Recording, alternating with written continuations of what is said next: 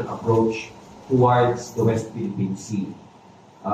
We represent the National Task Force of the West Philippine Sea, led by the National Security Advisor, Secretary Eduardo Anyo. And gaya nga po ng sinabi ni DDG, this is a whole-of-nation approach that we're doing.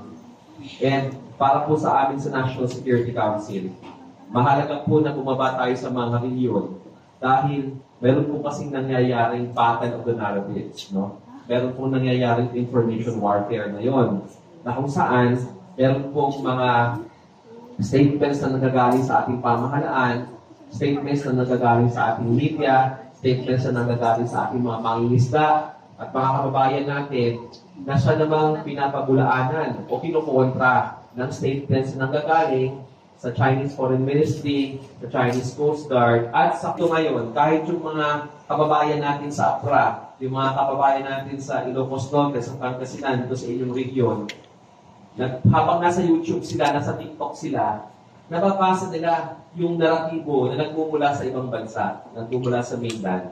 And it is critical for government, and it is critical for the nation to address those.